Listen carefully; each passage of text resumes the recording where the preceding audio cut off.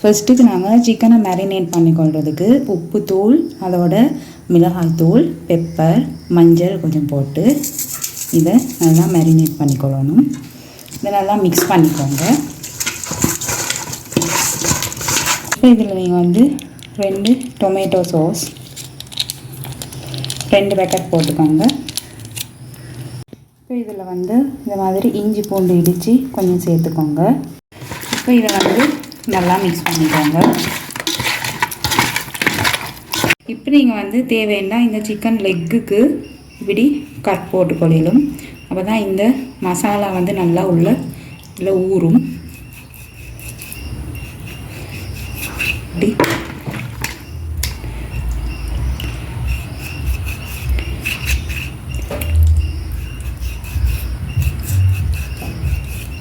இப்போ நீங்கள் நல்லா மிக்ஸ் பண்ணிக்கோங்க. இப்போ நாங்கள் விரவை கூட்டிக்கொள்வோம்.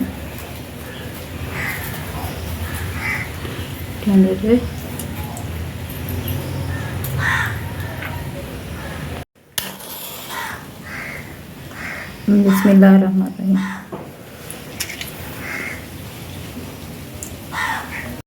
இப்போ நாங்கள் இதில் கட்டி வச்சுக்கிறோம் பிரியாணி குக் பண்ணுறதுக்கு. இதில் சுத்தமான தேங்காய் எண்ணெய் சேர்த்துக்கொள்வோம். இதில் சின்ன சின்னதாக கட் பண்ணி வச்ச வெங்காயம் சேர்த்துக்கோங்க.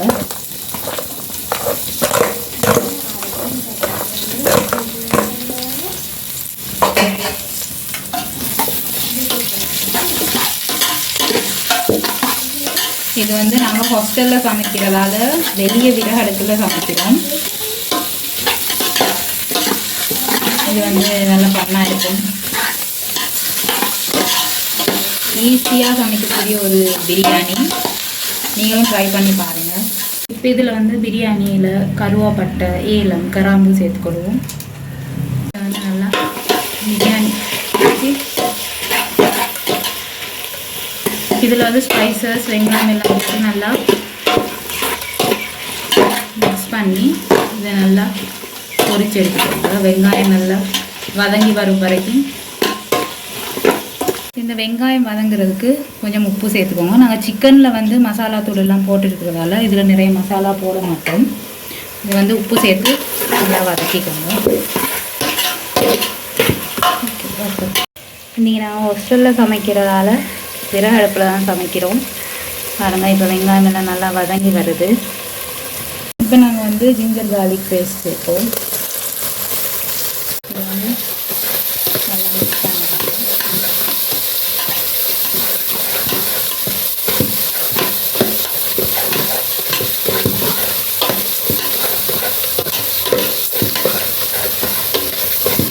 இன்றைக்கி நாங்கள் 1/2 kg பாஸ்மதி ரைஸ், 1/2 kg சிக்கனுக்கு தான் இந்த பிரியாணி பண்ணுறோம்.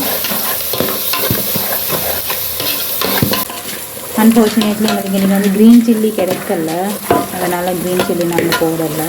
வெங்காயம் நல்லா வதங்கி கொண்டு வருது.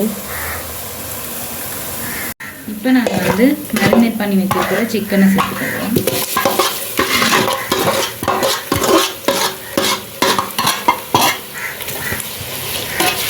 இதில் கர்ட் சேர்த்துக்கொள்வோம். நல்லா ஒரு 2 ஸ்பூன் கர்ட் சேர்த்துக்கோங்க.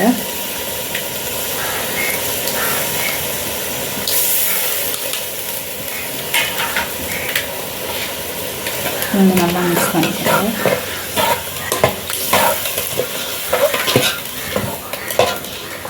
இதில் கொஞ்சம் பட்டர் சேர்த்துக்கோங்க. இதில் பிரியாணி ஸ்பைசஸ், பிரியாணி மசாலா சேர்த்துக்கோங்க.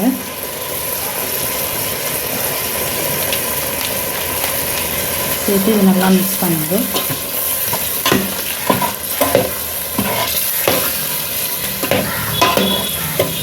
நல்லா இது ஒரு திக்கான கிரேவி கன்சிஸ்டன்சி வரும் வரைக்கும் இதை நல்லா சூடு பண்ணிக்கொள்ளணும். ஸோ பாருங்கள் கைஸ், இது நல்ல ஒரு திக் கன்சிஸ்டன்சியில் நல்லா ஃப்ரை ஆகி வந்துட்டுது. இது இன்னும் கொஞ்சம் வத்தட்டும். பிறகு நாங்கள் ஊற வச்ச 1/2 மணி நேரம் ஊற வச்ச பாஸ்மதி ரைஸை வேக வச்சு வடித்து இதில் சேர்த்துக்கொள்வோம். நாங்கள் இன்றைக்கி வடி பிரியாணி தான் பண்ண போகிறோம். இதில் கடைசியாக தக்காளியை போட்டு கொஞ்சம் நேரம் வேக வச்சு எடுத்துக்கோங்க. தக்காளி வந்து இதில் ஹாஃப் வெந்தால் தான் பிரியாணிக்கு நல்லாயிருக்கும். கடைசியாக சேர்த்துக்கோங்க.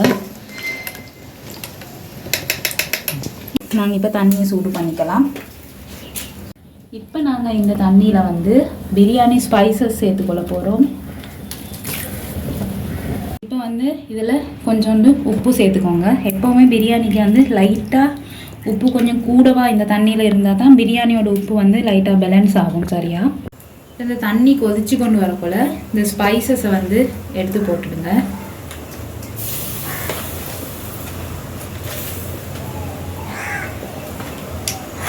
இப்போ நாங்கள் வந்து அரை மணி நேரம் ஊற வச்ச பாஸ்மதி ரைஸ், இது வந்து டபுள் த சைஸ் ஆகும் வரைக்கும் ஒரு அரை மணி நேரம் ஊற வச்சுட்டு இப்போ நல்லா தண்ணியில் போட்டு வேக வச்சு எடுக்க போகிறோம். இப்போ இந்த தண்ணியில் வந்து ஊற வச்ச அரிசை சேர்த்துக்கோங்க. இந்த அரிசியை போட்டு நல்லா வேக வச்சுடுங்க. இந்த அரிசி வந்து இதோட சைஸ் டபுள் ஆகும் வரைக்கும் வேக வச்சா சரி. ஒரு 80% வெந்தா பிறகு சிக்கன் கறியில் போட்டு கொஞ்சம் நேரம் புழுங்க வச்சு எடுத்துட்டா பிரியாணி ரெடி ஆகிடும். இப்போ பாருங்கள் கைஸ், இந்த அரிசி வந்து இப்போ ஒரு 80% வந்து வெந்துட்டுது. இப்போ இந்த தண்ணியை வடித்து இதை ஒரு வேறு பாத்திரத்துக்கு மாற்றி கொண்டுட்டு நாங்கள் வந்து சிக்கன் கறியோட இதை வந்து இப்போ லேயர் பண்ணுவோம். ஒரு பாத்திரத்தில் இப்படி கொட்டிக்கோங்க. இது சூடாறும் முன்னே நாங்கள் சிக்கனோட போட்டு இதை லேயர் பண்ணணும். ஃபஸ்ட்டாக வந்து அரிசி ஒரு சோறு வெந்த சோறு வந்து ஒரு தட்டு போட்டுக்கோங்க. அப்போ வந்து இந்த கிரேவி அடிப்பிடிக்காது. பிறகு வந்து எங்களோட சிக்கன் கிரேவி ஒரு தட்டு ஊற்றிக்கோங்க. பிறகு திரும்ப ஒரு லேயர்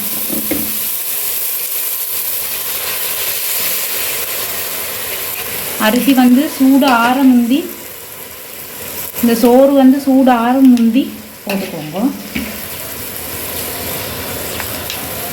இப்போ வந்து இன்னொரு லேயர் இந்த கறியை போட்டுக்கோங்க.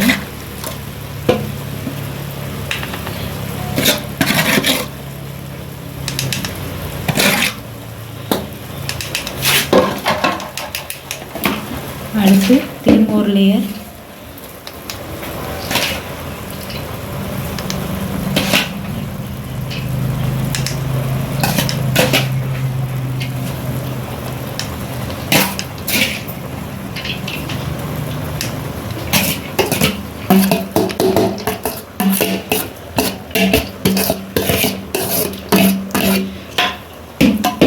பாருங்கள். நாங்கள் தணலில் தான் இந்த இதை புழுங்க வைக்க போகிறோம். இப்போ வந்து மேலால் ஒரு கறி லேயர் போட்டு இது நல்லா மூடி போட்டு இதுக்கு மேலே பாரமாயின கறி வச்சு ஒரு 15 நிமிஷம் தணலில் வேகட்டும். இந்த மூடி வந்து இது இப்படி காற்று போகாத மாதிரி இந்த மாதிரி வச்சு இதுக்கு மேலே பாரமாக ஒரு கல் வைக்கணும். பாருங்கள், தணலில் வந்து ஒரு துணியால் இந்த மூடியை மூடி ஆவி வெளியே போகாத மாதிரி ஒரு கல் வச்சு பிரியாணியை வந்து வேக வச்சிட்டோம். இப்போ இந்த சோறு வந்து கொஞ்சம் நேரம் ஒரு 20 மினிட்ஸ் புழுங்கட்டும். பிறகு நாம் பிரியாணி எப்படி வந்திருக்குன்னு பார்க்கலாம். ஹாஸ்டலில் நாங்கள் சமைக்கிறதால கொஞ்சம் கஷ்டம், விறகு அடுப்பில் சமைக்கிறோம், சரியான டிஃபிகல்ட்.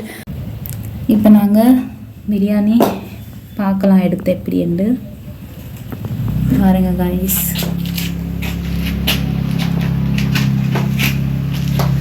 பாருங்க.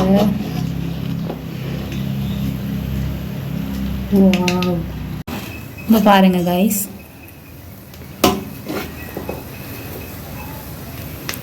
நல்லா உதிரி உதிரியாக பர்ஃபெக்டாக வந்திருக்கு.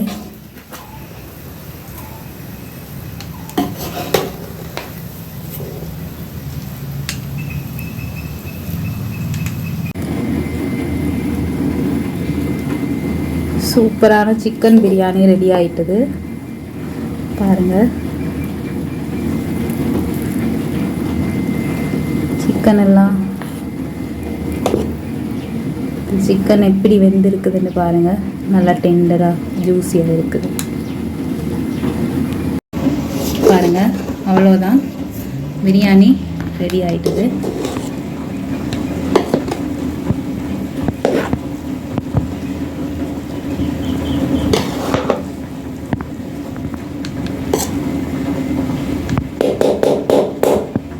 ஓகே,